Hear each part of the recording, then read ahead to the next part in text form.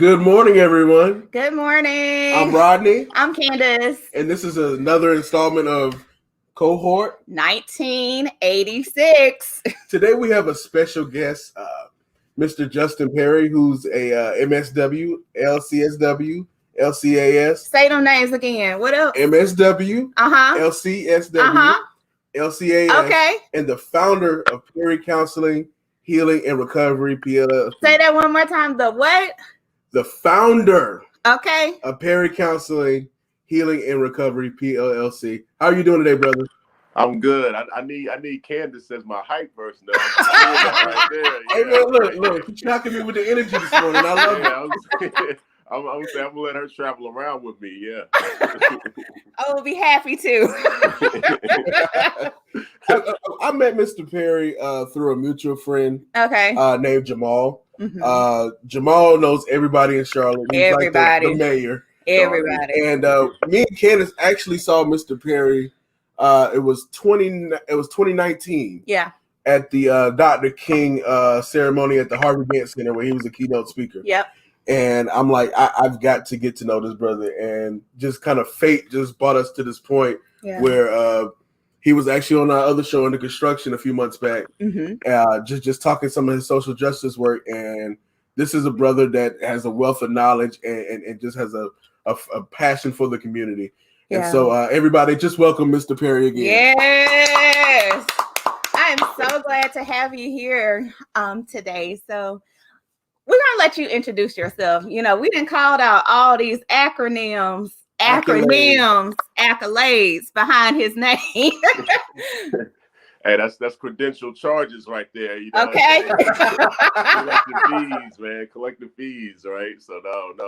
I appreciate you all having me, and I definitely definitely followed Under Construction, and like you said, know Jamal from high school, West Charlotte. So Dub C, we always stand with each other, and then it was just kind of cool getting to kind of track you, Rodney, and then coming on Under Construction, and then kind of meeting Candace and everything else. And I think it's just cool, first of all, the fact to see a Black couple having their own kind of podcast and everything like that. I think that's a beautiful thing, and for me, I think it's always an honor to come on and be able to speak to the realities of mental health and just the journey professionally and all of this stuff. So I appreciate you all doing what you're doing with this and uplifting all of us. So thank you for having me. No problem. Thank you. We're gonna get the ball rolling. So Mr. Perry, where are you from, man? Charlotte is a transplant city. Transplant town. Yeah, I don't know anybody from Charlotte. I've been here for a while. I know a couple people. Oh, come on. Are you a native, or are you from like South Carolina or Michigan? Or Ohio? Ohio. I'm 100% born and raised, man. You know, we got a unicorn right here. Well, are you sure you're from Charlotte, North Carolina? Let me be clear. And I tell people all the time, I'm like, Charlotte is a unique place, right? Because like I think part of it was because a lot of us that were born here were probably, I guess, snobbish about it in a way. Whereas if somebody was born in Concord or whatever else, so like, where'd you go to high school? Northwest Cabrini. Now you're not from Charlotte, right? From out there. That doesn't happen in DC, New York, places like that. If you're within like the metro area, people claim it, right? Because like it'd be like counting New York City as only people born in Manhattan, right? But so now it's like people are like, well, nobody's from here, and there's a bunch of us are like, hold on, wait a second, who are y'all around, man? Y'all gotta expand your circle out here now. Yeah. So now I was born Presbyterian Hospital, and my wife was, and our kids have been, and so Wow. You married a native too, man. Wow. Now that's amazing. Yeah. Wow, that's pretty cool. But I grew up Hampshire Hills, so yeah. So Hampshire Hills. Okay. Cool. So tell us, like, when you were a kid, what did you want to be as a kid? Oh man. So I always joke. I said this is where you start to realize, like, maybe I'm actually a failure based on this, but so my goal when I was young, actually, I grew up. I love playing sports, and my goal was I was going to be in the NBA. Okay. And then I was going to retire from the NBA and go to Harvard Law School. and Okay. become a Supreme Court justice. Okay. So far, I'm 0 for 3 on those, right? So, yeah. But no, that was the thing. I always liked fighting for justice. I always liked sometimes going back and forth with things. And so, I love playing ball. And so I was like, yeah, this is my pathway. And I remember finding something from 4th and 5th grade that was the career path that I had. That was what I had in my mind until I shadowed at a law firm and realized, yeah, this is an incremental slower than I want it to be. Yeah. I was a poli-sci major, and I'm like, this ain't for me. Yeah. I started at one time. I was like poli-sci when I first got to school because I was like, I'm gonna be a lawyer, and I was like, Like we're gladiator for I'm like, I don't know if I can remember all this stuff. So let me ask you a question. So how would you describe your childhood? Like, what kind of values did your parents instill in you? Sure. No, I always tell people I was very fortunate with my parents from the standpoint. My mom was a teacher, so basically, she was on me about school from the beginning, right? So she worked at my elementary school, right? My mom was the same way. Yeah, and so she was a teacher at my elementary school, and so when I got in trouble, I didn't go to the principal's office. I got sent to my mom, and so I had a very short-lived career getting in trouble, right? Because there's no more embarrassing thing than for you to get taken to your mom, for your mom to handle you, and for everybody else in there to know that's what's already happened. And so I already knew from the jump that really that wasn't the life for me. And so my dad worked in the car business, and so but he worked probably 60, 70 hours a week. He was gone doing that most of the time. And it's one of those things where I came to appreciate it later. Like when I was younger, part of me was upset that he wasn't around for different things. And then he would kind of pop in and try to lay down some discipline. And I'm like, man, you're not even here. How you coming in and everything else, right? But as I got older, I realized that the amount of work and grind he was putting in was so that we could do things like play basketball and stuff like that. But I always remember. I can give you a quick thing. When I was in middle school, I was trying out for basketball, and I made the first cut. So it's the first time you ever have to try for something to get cut. And so you go and you look on the list and you see the names on there. And I see my name on there. I'm like, cool. Well, the same day, my mom had just gotten something from some of my teachers about some missing assignments that because I hadn't, and it was a little petty stuff, Wait, let's talk about this petty stuff.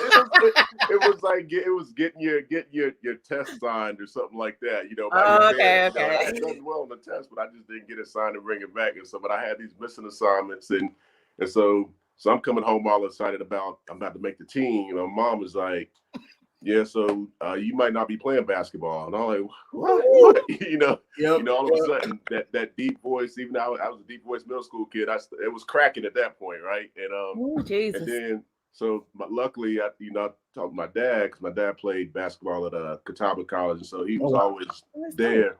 And he talked to my mom and was like, let's just give him a chance. You give him a chance, make sure he tightens it up, and let's not take this away from him right away. And I learned pretty soon that sports was important, but school had to come first. And so they drove that home for me, and I realized that I'm grateful for that to this point. But they also told me it was important to care about my faith and my community. And so I always learned I wasn't just doing things for me. I was having to do it for other folks as well. And so that was stuff that was instilled in me early on, and being able to stand up for what was important was something that was always pushed. Gotcha. Yeah. So let me ask you a question. Every Black man's dream that grew up in North Carolina is to go to UNC Chapel Hill. So let me ask you a question, man. The day you got that letter saying that you got into UNC, what happened? How did you feel, man? Yeah, man. Hey.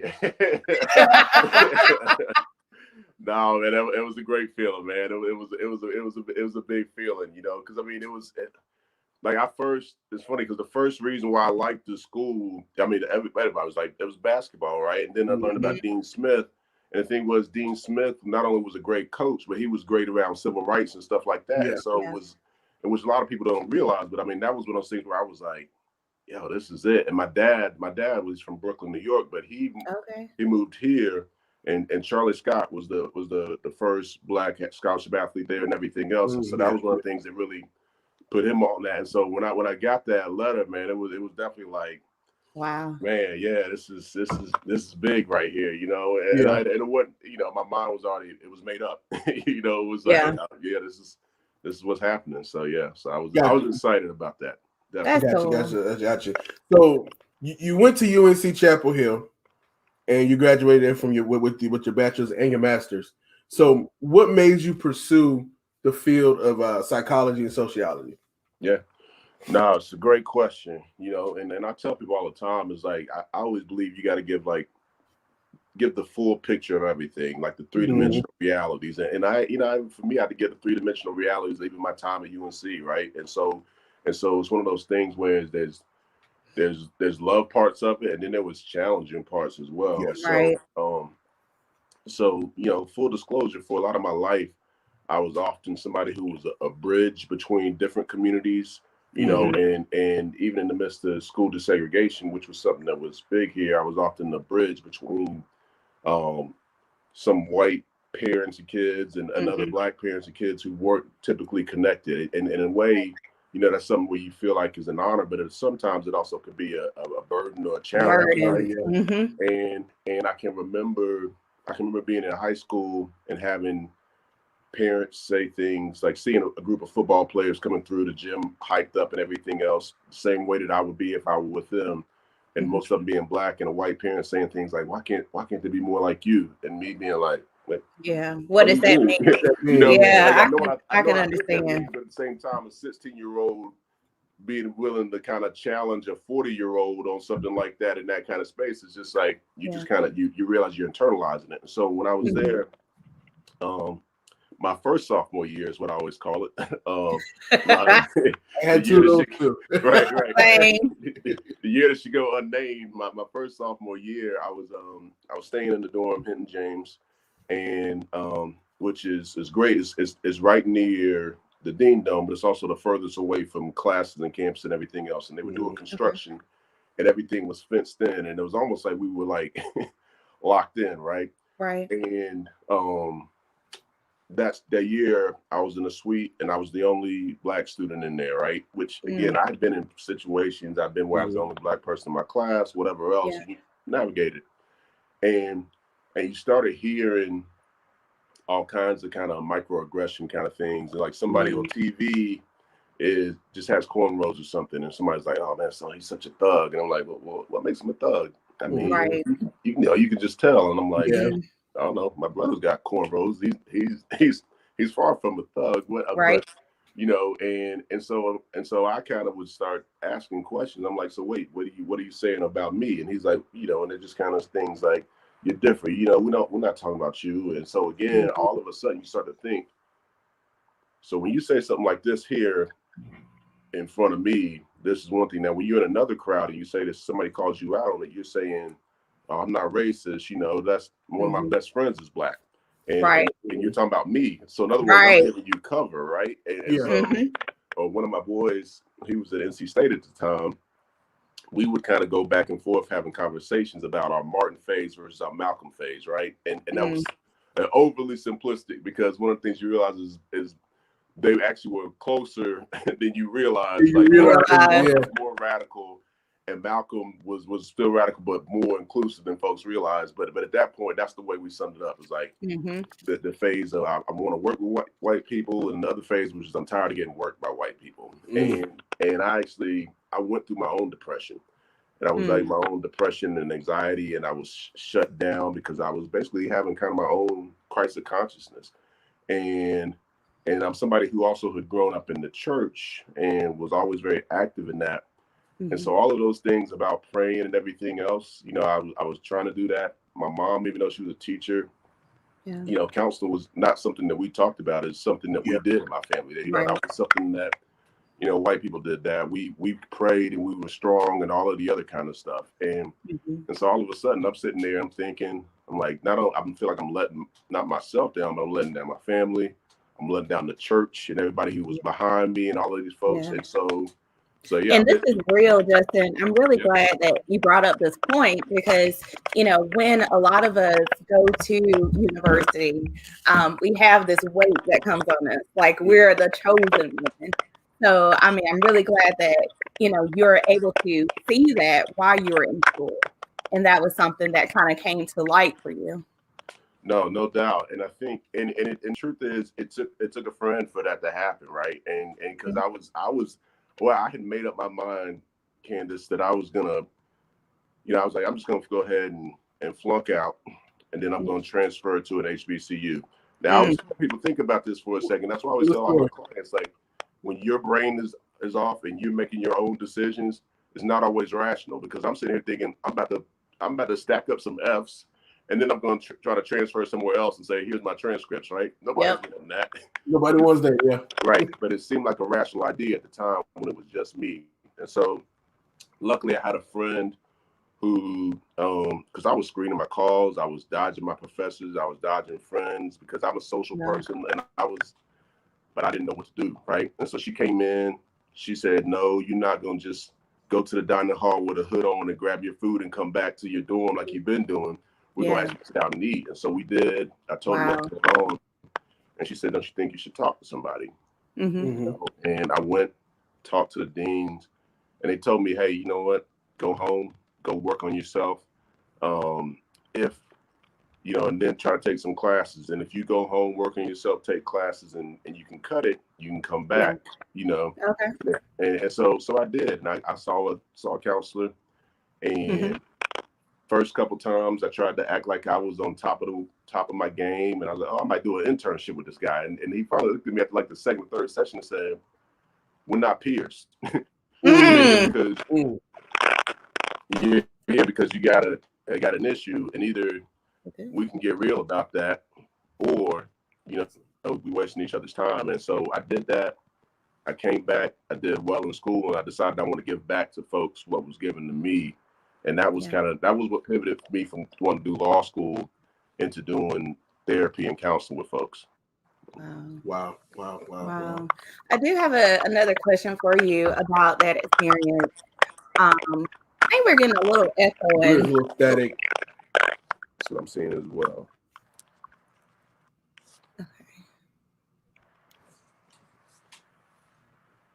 Good. This sounds good now. Okay. All right.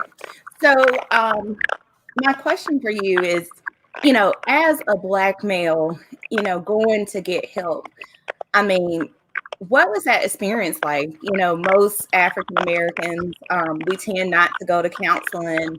We tend not to go to therapy. What was that experience like for you going?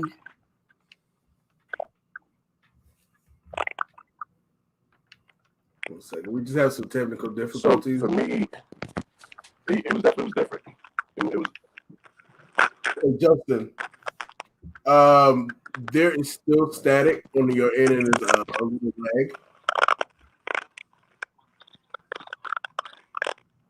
Yeah, I'm gonna try to sign out. Can I sign out and sign back in? Yeah, that's cool. So guys, we're gonna give Justin a couple of minutes to sign out and sign back in. But feel free to send in any questions that you guys have about mental health, or questions that you have just in general about seeking therapy. This session is really meant to educate everyone about the subject. Yeah, and like Candace said, you can come on our YouTube live, submit the question, and then we'll ask the question to Justin, and we just look forward to your interaction. Yeah.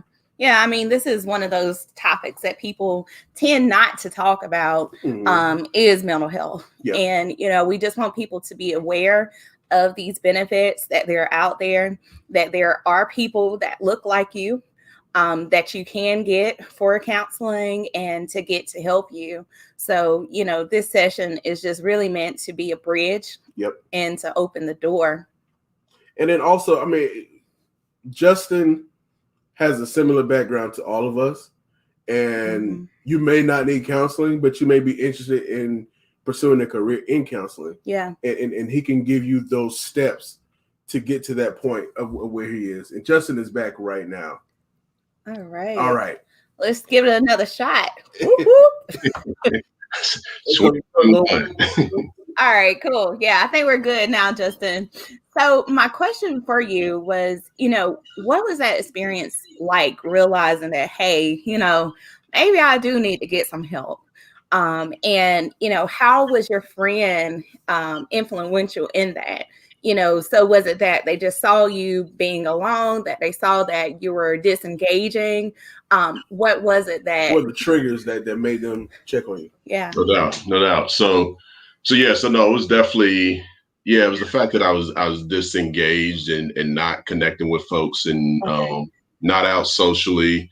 And I'm sure my roommate, who also knew my friend, I don't really know that he necessarily was trying to put me out there, but at the same time, it's like you live with somebody and like they never leave the room, Right. It's like a whole thing. And so it was an interesting thing, like you said, and being a man and being a Black man, again, often, you're always taught to kind of solve your own problems. Right. Mm-hmm. And so I was used to helping other people with their issues. But also I was used to, for the most part, being able to work through my own stuff. And so, and I realized I had a hiccup earlier in life, but I didn't realize that till later on. Right. But I was able to kind of push through. But then this one, I couldn't push through. And so she just said, hey, we need to talk. None of us see you. None of us hear you. Hey, I just want to check in. And it was uncomfortable at first, but then there was a relief. Honestly, it was a relief because when you're doing that, you're kind of having to lie, right? You have to lie by omission or by commission. And so it was a relief and a way to just acknowledge that, no, I don't really know what to do with this thing right now. But then it was tough going home, I'll be honest, because it's like you were there and you were doing these things and people were proud of you, and then you're coming back home and it's like, what's going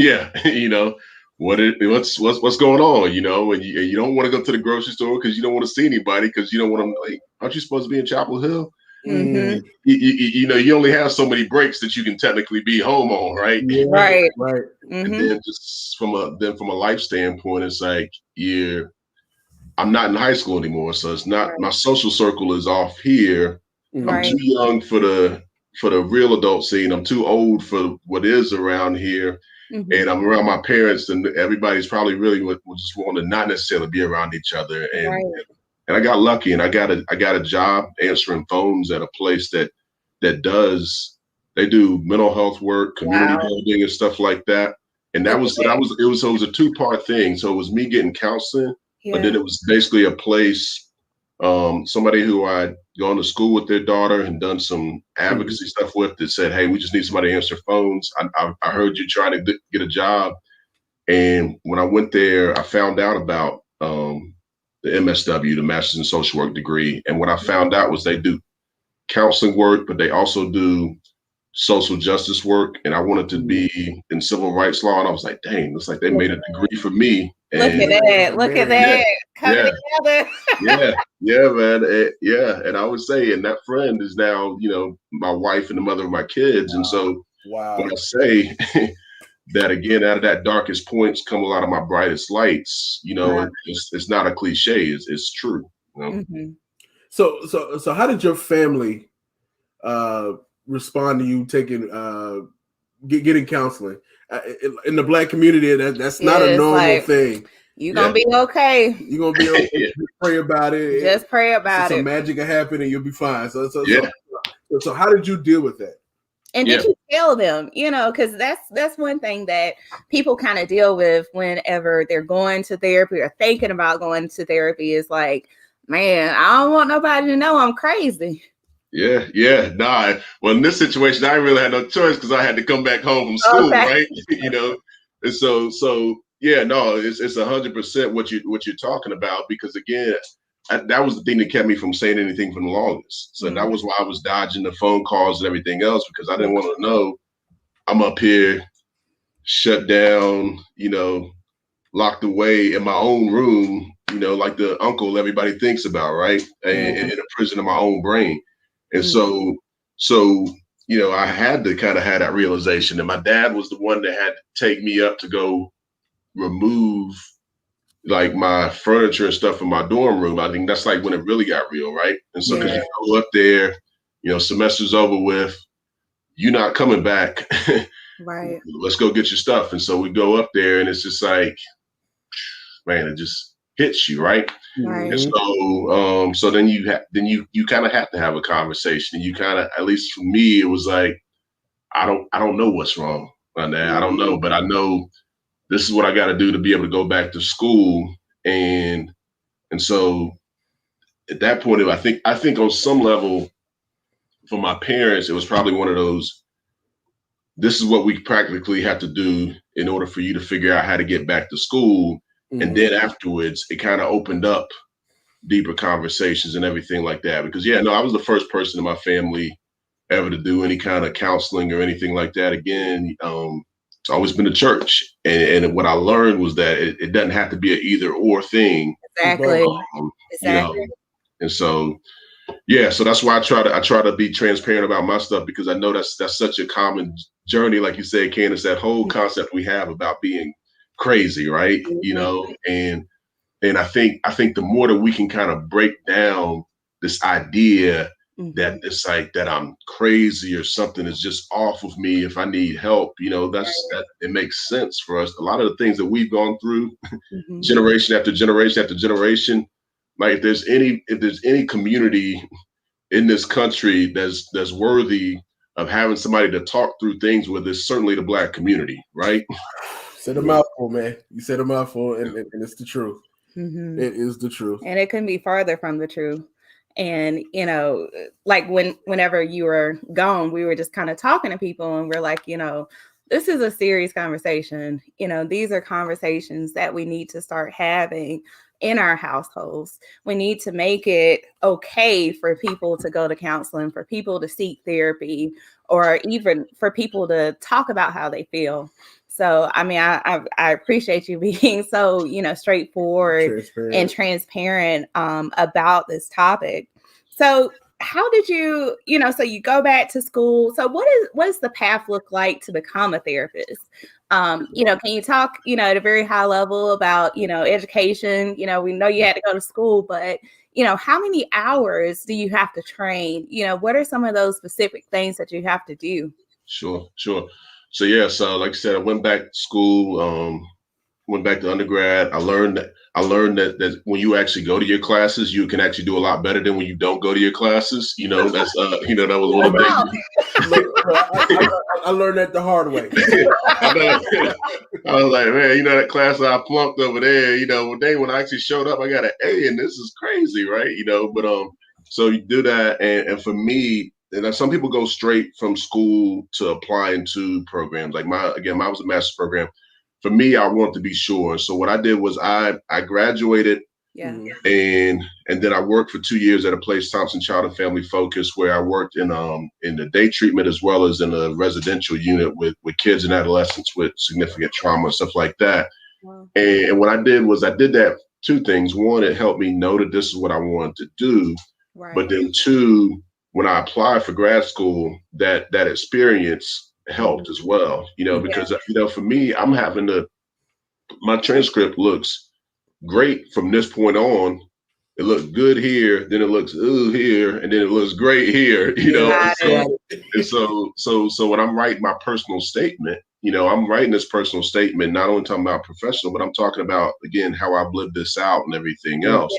And so I think, to me, I always encourage folks, if you get a chance to do work or stuff over the summer, or even if you get a chance to not have to go straight to grad school and do some stuff beforehand, I encourage that. But so once my master's program, if you do it full time, it takes 2 years.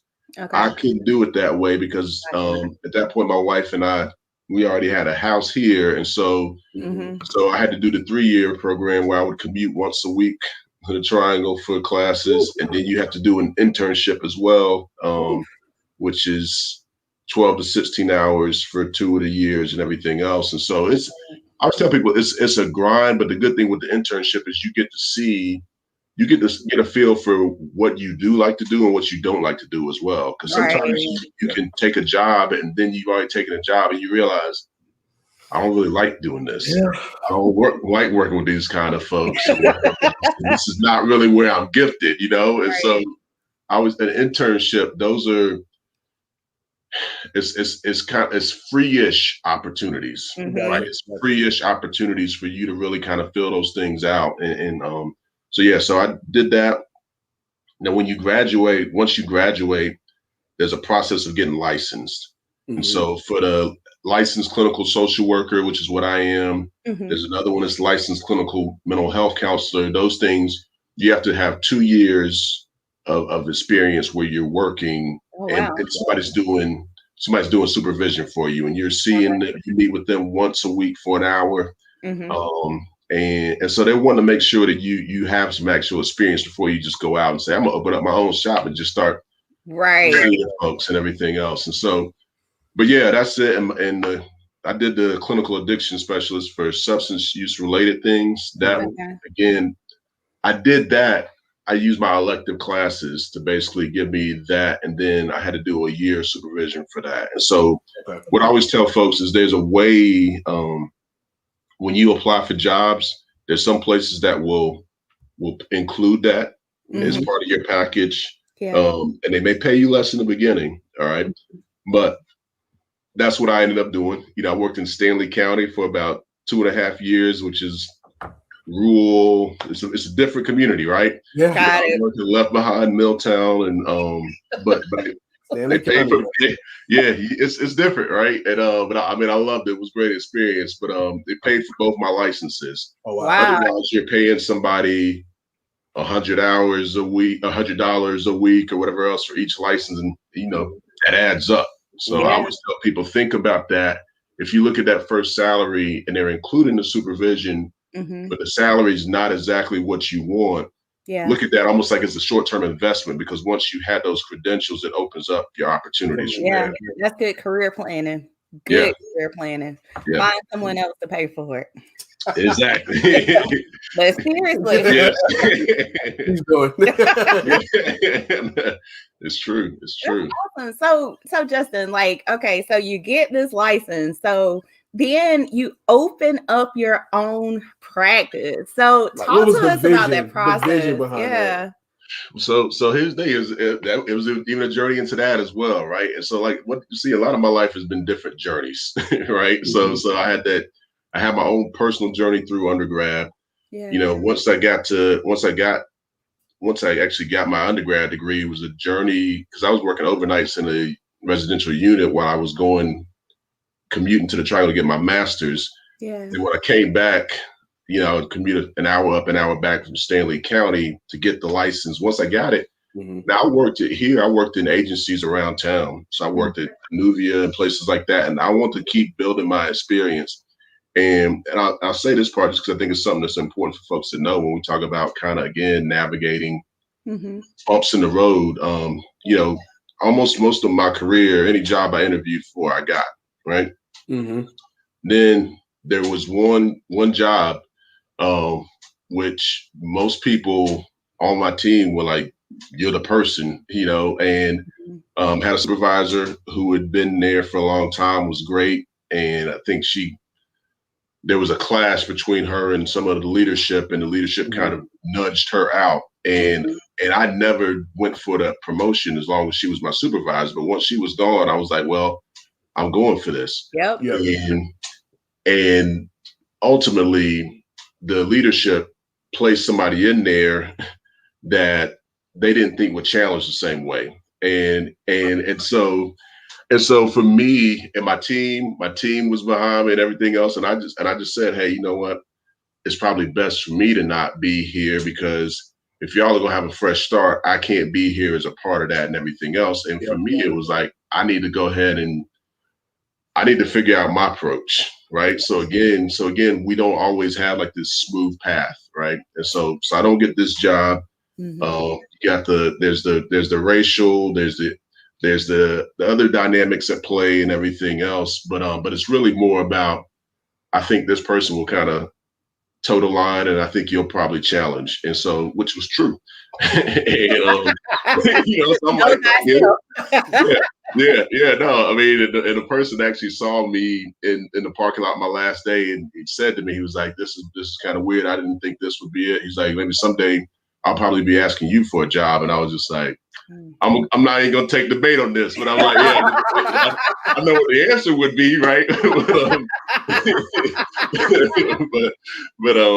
but so I go ahead and I have a couple of other things I do in the meantime, and I'm working at an agency, and I'm doing some private practice on the side, and I'll be, truthful. I didn't see myself doing full-time private practice. I actually said there was a lot of things I said I would never do, and I ended up doing them. And one of the last things I said was be full-time in private practice. And I quit saying never, because I realized I started to learn I'm not really in control like that. And so at a certain point, doing the social justice work, doing the agency work, doing the private practice, and then I had 2 kids that were at that point, I think under 4. It was like, man, I was like, I got to let something go, but the most important thing will let me go, right? And wow. And so I started running the numbers, and I started saying, what do I need to do in order to be able to do this full time? What do I need to make? I actually talked to one of my former colleagues and friends who had gone full time, and I was talking to her about her experience, what was working for her, and I started listening to podcasts.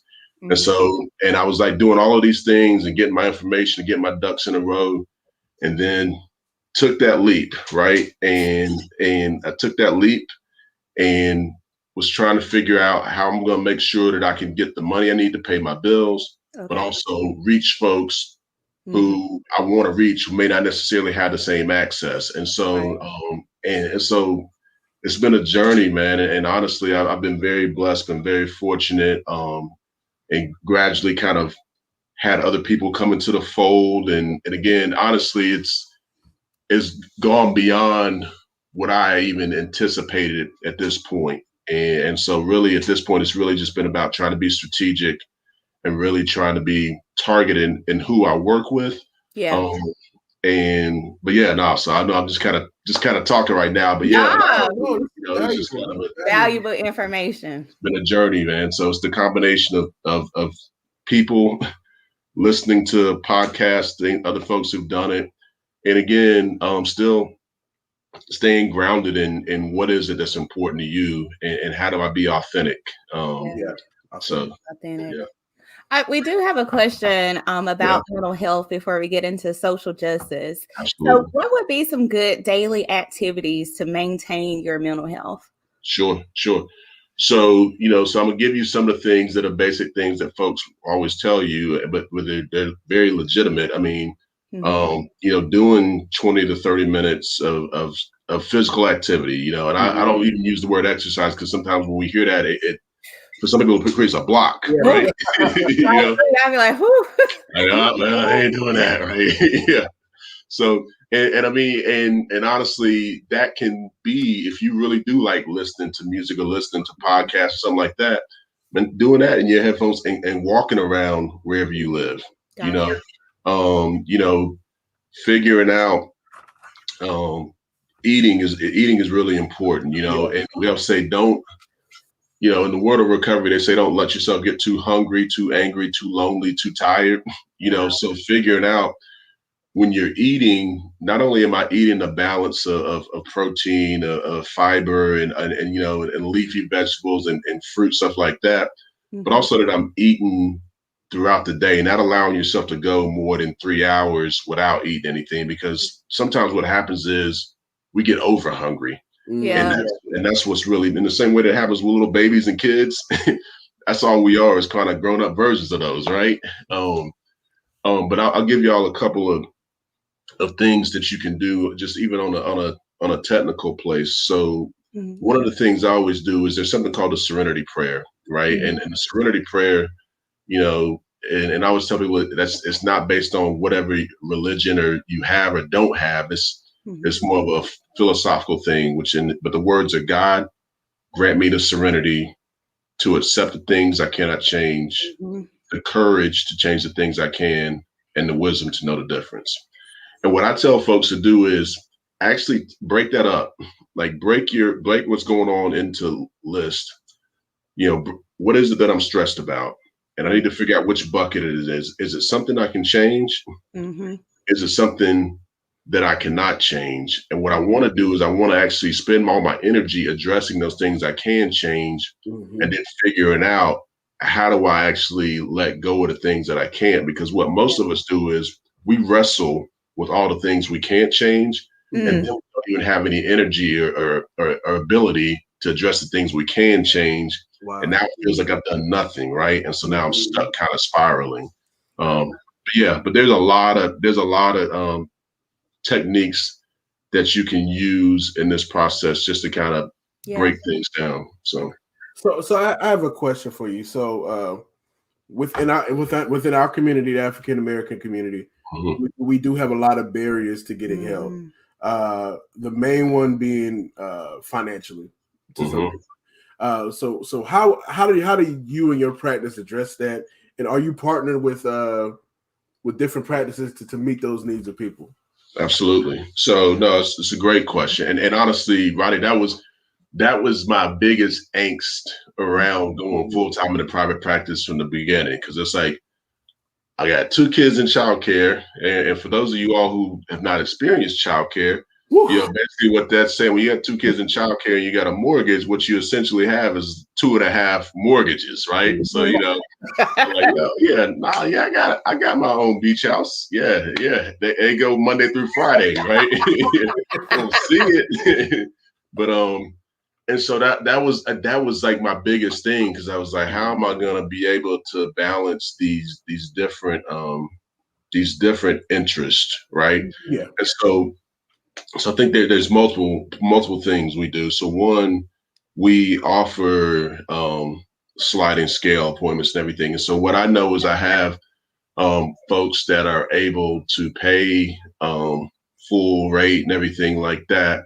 And so, sometimes what we're doing subsidizing of folks who can't. And so with my clinicians, what I always look at is, if you have a target of what you're looking to get for every session you do, all right? My job is to obviously keep this business running, but I want to make sure that you are getting your financial needs met.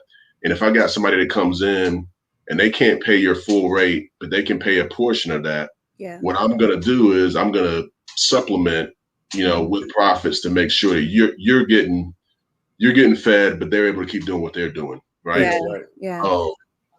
But I also do partner with other organizations in town. There's an organization, Harmony Health, in town, led by a woman, Isis Bay, and she and I actually are doing kind of community mental health fundraising together. Oh, that's awesome. And we do, and what I do is I partner with folks too, that if they accept certain types of insurance and things like that I don't, then I'm going to tell somebody, hey, this place, here's some great people you can talk to here who will meet these needs if my sliding scale option doesn't work and everything else. And then that way you realize you don't have to try to see everybody, right? And I think that, and 2, you can't, and 3, it's a matter of humility, of recognizing there's a lot of great people out here doing this work. And it's not so much about competing with each other. It's about how do we collaboratively, we got collaborative competition. We're competing with ourselves to do better and to reach more people and to be effective. And so there's somebody came in, I didn't realize they were coming in. So the light just came on. But there's a website called Open Path Collective. I always tell people about that, and I'll make sure people get that. But it's Open Path Collective. And on there, they also have low resource kind of things that you can utilize as well. So I always tell people, just make the first call. And if they call my agency, well, first thing we're going to do is see if we can make it work for you. if we can't, we'll see if we can connect you to somebody who can. But yeah, I think for us, it is just recognizing there's help out there. And don't let the finances be the thing that leads you to say, I can't do it, because we can find a way to connect folks with the help if they're devoted to getting it. That's awesome. And we had another question that came in that's definitely related. So what are like some of the warning signs that people should look out for? Is it just, I'm withdrawn, or is it just, what are some of the things that people should be like, hey, I need to call somebody or Sure. I need to reach out? Sure. No, that's a great question. So, so you're looking for significant changes sometimes in sleeping or eating patterns. First of all, like, am I sleeping where I just can't get enough sleep? Okay. For some folks, it's the opposite, right? I just can't get to sleep. Eating wise, it's just like, man, somebody's just eating, and we're just putting, on even more weight. And I know it's even more unique having this conversation in the midst of the pandemic, right? But then you see folks that are also I've lost all my appetite. I'm looking at things that I used to enjoy doing, like, now all of a sudden I don't like doing them anymore. I'm pulling back from it and everything else. And so what I'm looking for is those initial kind of things. If it's me personally, am I tearing up a lot more? And because people, what you learn in the world of depression and anxiety, especially, is a lot of us kind of suffer in silence, right? And so what I'm looking for again are those kind of internal shifts. But also, I'll just say this, especially since we're going to talk about males, increases in anger. And I think that's important to hear, because a lot of times we're not allowed to, we're allowed anger as the only emotion we're allowed to have outside of being hyped up. But the truth is, underneath that anger, it tends to be something that's more vulnerable, typically a sadness, a shame, a fear, and things like that. But if you start seeing more of that irritability, even just breakdowns in concentration, like I can't focus on my work, I can't focus on my school, I can't do that. Sometimes we think it's ADHD, but the truth is it can be, struggle with depression, struggle with anxiety. Sometimes it's unrecognized trauma. And I just say, just start looking for those kinds of shifts, in those spaces like that. That's great. And, guys, I just want to encourage you guys, check on your people, check on your family members, check on your friends. If you notice that your friends aren't calling you, or that you haven't heard from someone in a while, or that their behavior is changing, definitely check on them, reach out to them, tell them that you love them and that you care about them. And sometimes just listen. It just helps to just listen. Just let them get it all out, and then suggest things to them. Take them the information. I mean, it just helps. Lending an ear helps. So let me ask you a question. I noticed that you write in the Charlotte Observer. I saw the Raleigh News and Observer. Like, how did this social justice warrior, this strong Black man advocating for his people, like, how did you get started doing that? Man, it's it's funny because so some of this is just, even as a kid, for me, it was I was always big for my age, right? So I've been, since I was at the end of 8th grade, I was 6'2", 190 or whatever, right? And so I didn't have those problems. Yeah, little short. Right. Yeah, I'm still 6'2". I ain't nowhere near 190 no more. So yeah. But yeah, so I always remembered that for me, standing up for folks who were getting picked on was something that I was always a part of.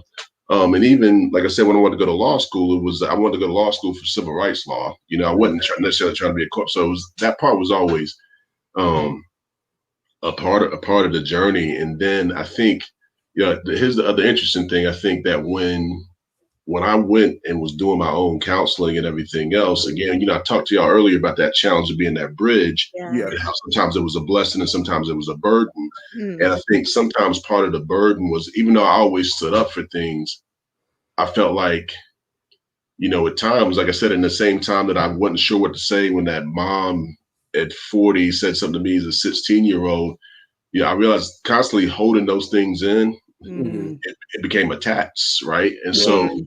so I had to learn, how do I exhale that? Because in a Right. way it was a toxin, right? And so writing and speaking out, is one of those things where not only is it for other people, but it's also therapeutic for me, and what I've learned, Rodney and Candace, is that as I've been able to gain more credibility, security, or whatever in terms of where I am, like I don't tiptoe around.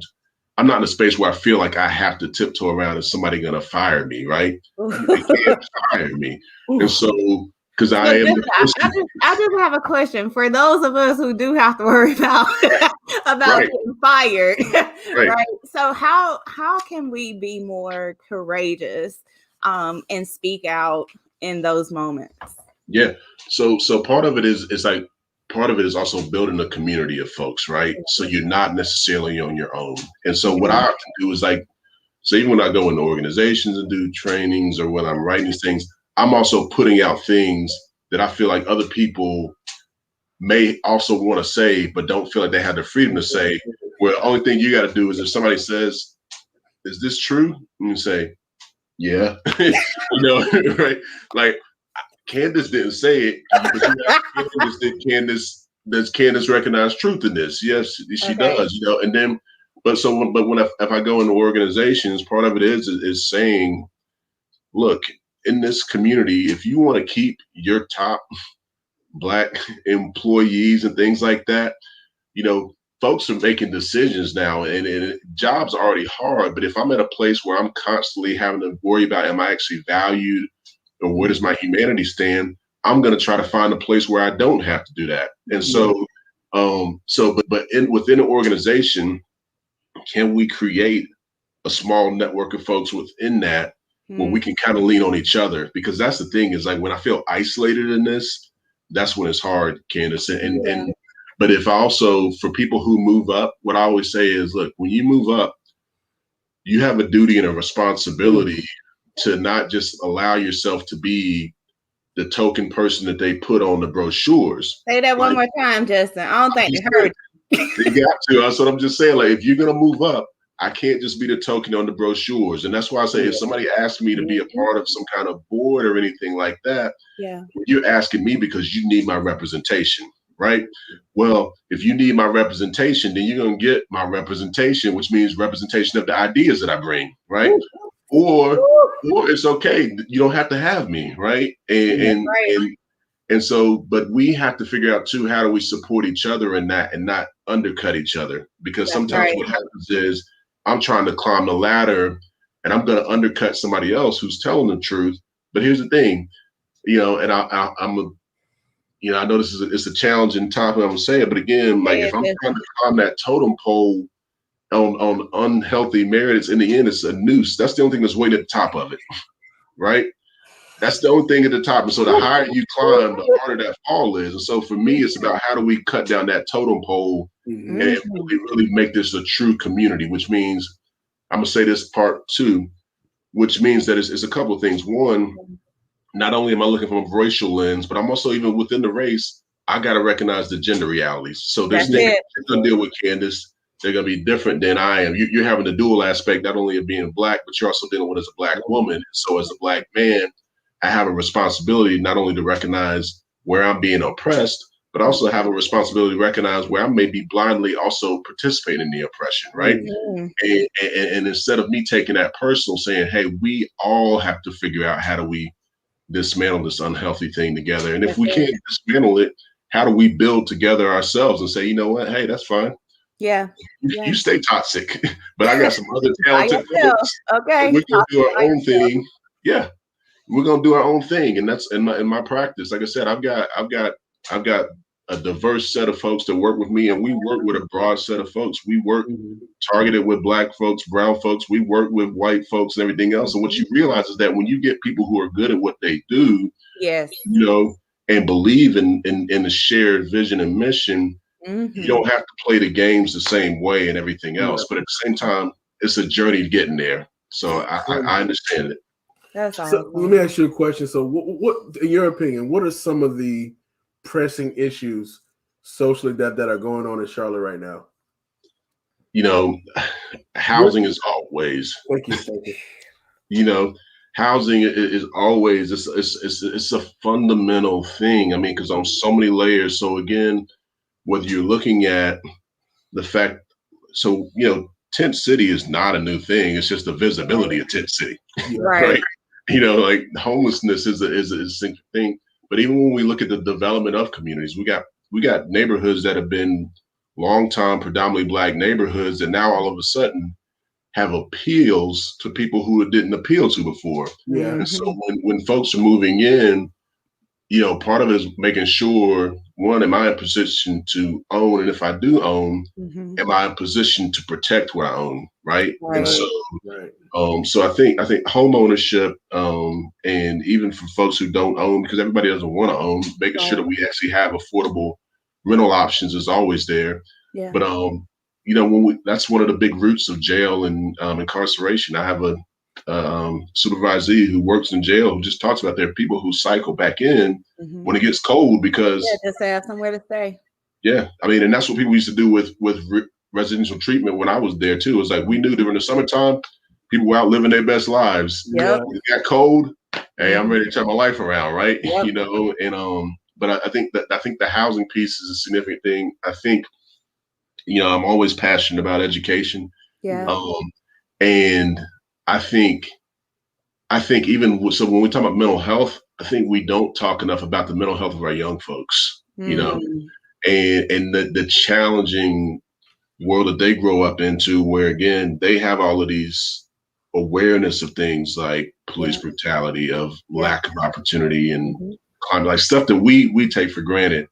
That I think we really got to listen to our young people more. Yeah. And we got to do some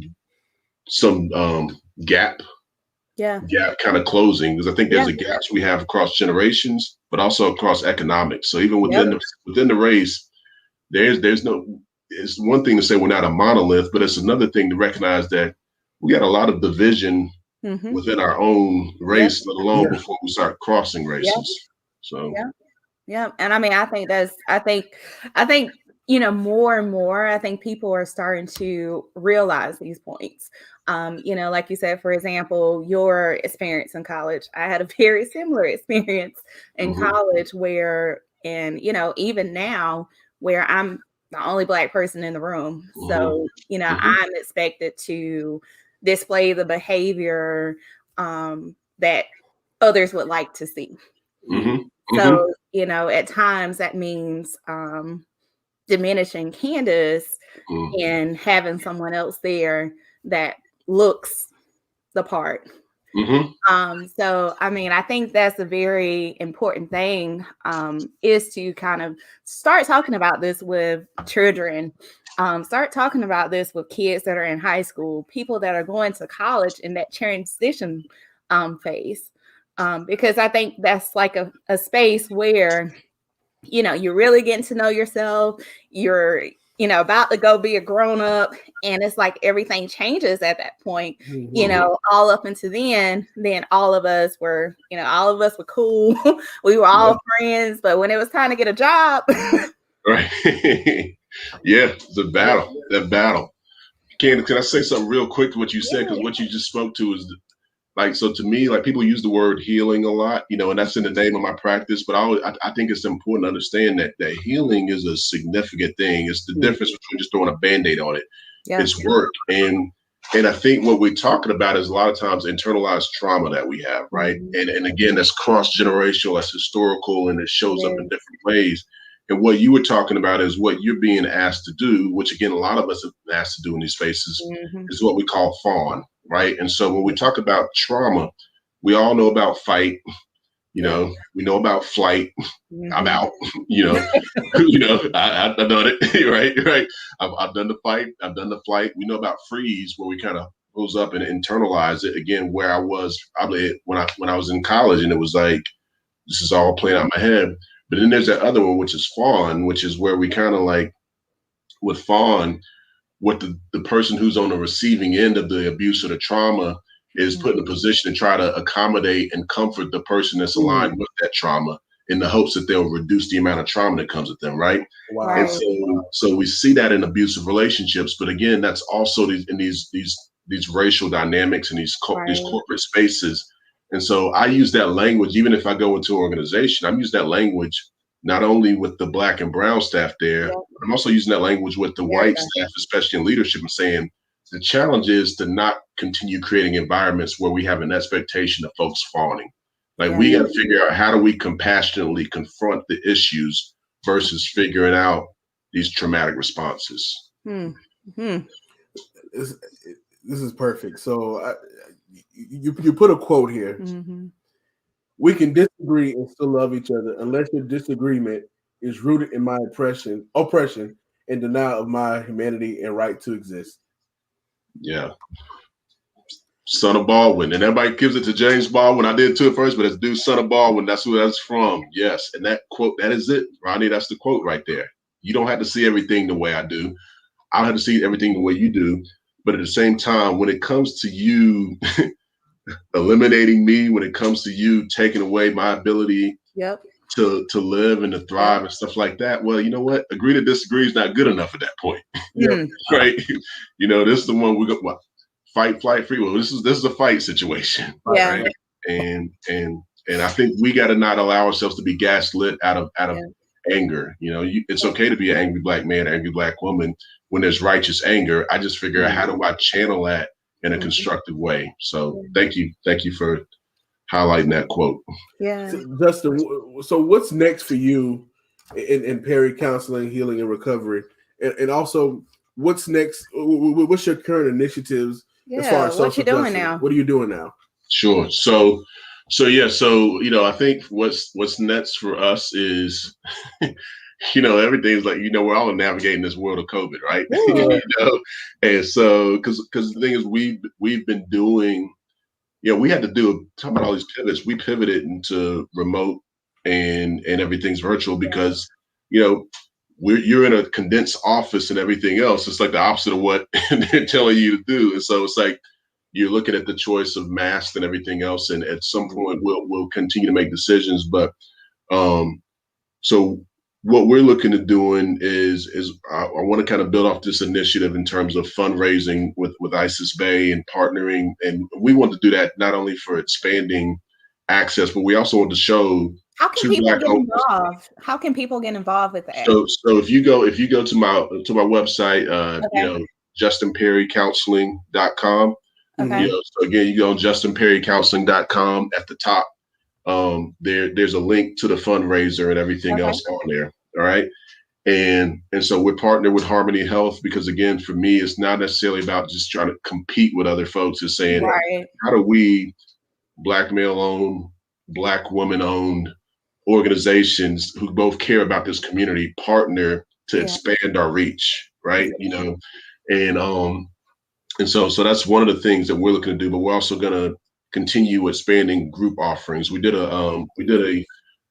two things last fall. We did one for women called you know, putting on your own oxygen mask, which we will repeat again because we know one of the things we know is that women are often compelled to do all of the caretaking for everybody else and then with nothing left for themselves, right? And so which is something we've got to change. And we want to empower women in helping advocate for themselves, but on a separate level, folks like Rodney and me also have to make sure that we're not complicit in carrying it out. We did a group also for folks that are Black, Indigenous, and people of color as well, you know, where folks, a space for people to just kind of be authentic and kind of navigate these things. It was an 8-week series. And so we want to look at kind of continuing to expand our group offerings and things like that, because what we found is that it's great to have the one-on-one connection one of the good things, even when you see within a group setting, is you start to realize, okay, I'm not the only one. And, sometimes you can also build some of these kind of connections that can sustain even beyond and everything else. Yeah. Separately, from an advocacy standpoint, there's one of the things that I'm actually looking at is the state. They actually just had social studies standards that included things like systemic racism and institutional discrimination, which was great. And then, unfortunately, because of how we performed in the state level election, including the black male lieutenant governor, who's I saw that one. Yeah. So so that's why I always say you got to be careful. Don't just look at the skin color, right? You got to pay attention to what folks are saying. Advocated to get that taken out. And so it says racism and discrimination, but working to make sure that we are still pushing to have a true, authentic curriculum so that our kids actually know the true history of this country. Like, if you know the true history of this country, there's no shock of what happened at the Capitol. We actually had a Wilmington massacre here in North Carolina. We had an actual coup. But again, if you don't study that, you don't realize about that stuff. So working on that, work with housing, with the group One Mech. So we're looking at doing things to figure out how do we build more, how do we preserve what we call naturally occurring affordable housing. It's called NOAA. So naturally occurring affordable housing. How do we stop just allowing investors to come in and buying all that up and then putting up high rent condos? How do we get the city and the county and folks like that to actually acquire some of that so that we can keep folks in their communities moving forward? So that's important work. Very important work. So Justin, if I wanted to reach you, how can I reach you? And do you have any volunteer opportunities or anything like that for people that are interested? Sure. So you can go to the website, justinperrycounseling.com. And there's a spot that says contact us. There's a little box in there, you click, you type whatever it is you want to, that you're interested in. You send that and it'll come through a portal to us and everything else. And we can do that. I'm also on Instagram at Justin Perry Counseling as well. So again, you can go on there, and then we also have a Facebook thing as well for Justin Perry Counseling as well. So you can go on any of those in terms of connecting. And right now, folks that have interest around housing and things like that, certainly I'm interested in connecting with. And another thing I would say is if you have an organization that's, I've been working with folks in a group called the Educational Equity Institute. We go to organizations and do trainings with them around historical and racial trauma, as well as kind of company culture that we're doing around the region as well. So if you have interest in any of those things, feel free to reach out. And lastly, the phone number is 704-908-4061. Again, that's 704-908-4061. And so hopefully between any of those things, find it. If you guys don't know how to reach Justin, reach out to us. We'll get you in contact. We will connect you. We will connect you. And Justin, finally, before we go, I have a very important question for you. Oh gosh. Will the Tar Heels make the tournament? Because you lost the Hey man, hey, we are in better shape. We are in better shape than a lot of other blue bloods. So don't let put us together. Like, they don't want to let Duke stand on their own. All right, hey, we 12-6, so we still got a little bit of time left. As of right now, we are in. Okay.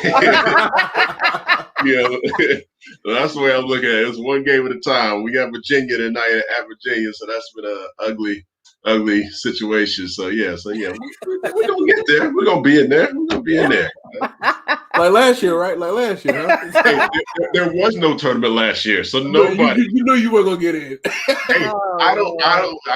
There was no tournament. It's like the Matrix, man. It's like the Matrix. That season never happened. It's like my first sophomore. It's like my first sophomore year at Chapel Hill. It never happened, right? Yeah. All right, Justin, thank you so much. Thank you so much for coming and blessing us with your presence.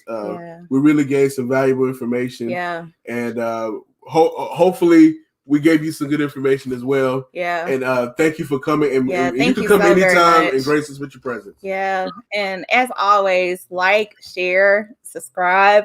We are Cohort 1986 on Facebook, Instagram, Everywhere. Twitter, YouTube, anything else. Everywhere. Anchor. So, thank you guys. Everyone have a great rest of your Saturday. And thank you again, Justin. Thanks, Justin. Well, I appreciate y'all. No problem. Bye. Bye.